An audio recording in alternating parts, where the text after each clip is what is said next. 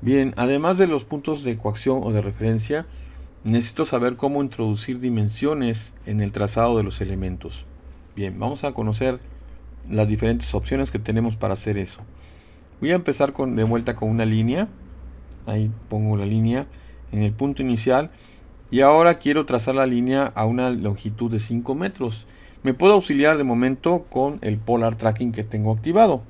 Ahí vamos a poner la línea en el sentido del ángulo que aparece. Por ejemplo, aquí tenemos 15, 30, a como lo configuramos en la anterior sesión. Ahí lo tenemos, miren, 45 grados, etcétera. Entonces, de esta manera, al colocar el cursor de el extremo de la línea, voy a direccionar la misma y a continuación, al darle la instrucción únicamente tecleando la distancia a la cual quiero la línea, se va a generar el siguiente punto. Aquí le voy a poner, por ejemplo, 5 y le doy Enter. De esta manera, observen cómo la línea se ha trazado en la posición que marcaba el Polar Tracking. Ahora lo tengo de esta forma, le pongo aquí 10, le damos Enter y así puedo ir trazando todos los lados que necesito. 50 y ahí está.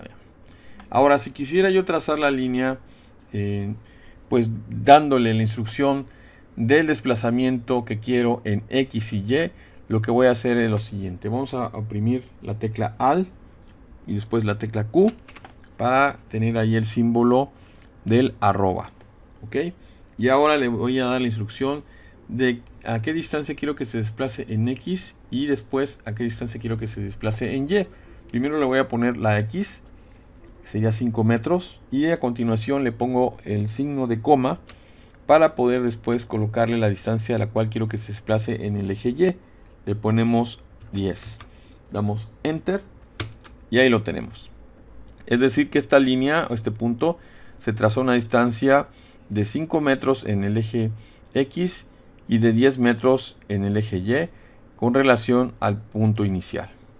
Ahora, para poder condicionar, por ejemplo, la distancia que quiero de la línea a un cierto ángulo, lo que voy a hacer es tomar en cuenta que el ángulo 0 en esta configuración que tengo de la plantilla está en lo que correspondería al eje X hacia el lado derecho, hacia el lado este u oriente.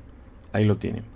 Al ir colocando el cursor, girando en el sentido contrario de las manecillas del reloj, vamos a ver cómo los ángulos empiezan a incrementar. ¿Okay? Entonces tiene que ser tomando en cuenta esa consideración. Le voy a poner aquí el símbolo de arroba nuevamente, al Q. Y a continuación le vamos a poner aquí la distancia a la cual quiero generar la línea. Le ponemos acá 10 metros. Y después con el símbolo menor que de nuestro teclado, le ponemos el ángulo al cual queremos que se genere la misma. Aquí le voy a poner 45. Si quisiéramos ponerle grados, minutos y segundos, le tendría que poner 45 seguido de la tecla D. Después vendrían los minutos, le pondría por ejemplo 5, le pondría el símbolo de apóstrofe y a continuación le pondría yo lo que correspondería a los segundos. Aquí le ponemos por ejemplo 20.5 y le ponemos ahora el símbolo de comillas. Tenemos que tomar en cuenta que estos símbolos dependen de la configuración de nuestro teclado.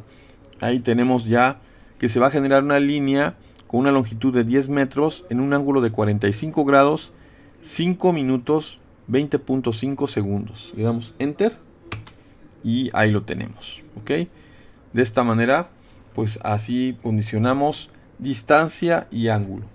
Ahora, si quisiéramos colocar el cursor en una coordenada en específico, lo que tenemos que hacer nosotros es darle la coordenada directamente aquí en la barra de comando. Le pondríamos, por ejemplo, si quisiéramos que se graficara en la coordenada 45,105, damos Enter y a continuación el vértice que acabo de trazar va a corresponder a dicha coordenada. Puedo darme cuenta revisando aquí el punto, colocando el cursor justo en ese último punto y vamos a ver aquí en la barra de coordenadas Ahí tenemos, observen cómo ahí está 45,105. Esta opción es muy útil cuando queremos graficar lo que son cuadros de construcción para poder describir la poligonal de un terreno.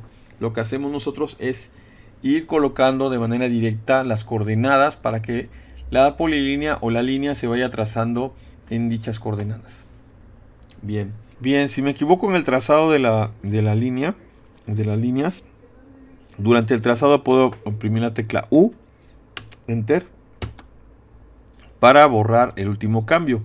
Vuelvo a oprimir U, Enter, y de esta manera vamos a ir hacia atrás en nuestros cambios, ¿ok?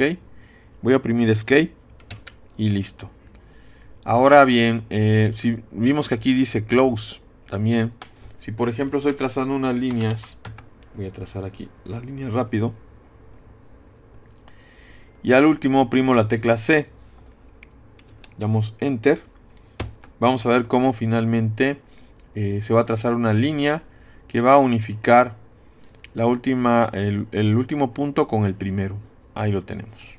Voy a volver a trazarlo. Línea. Allá va. Oprimo C. Enter. Y lo que va a pasar es que además, ahí tenemos,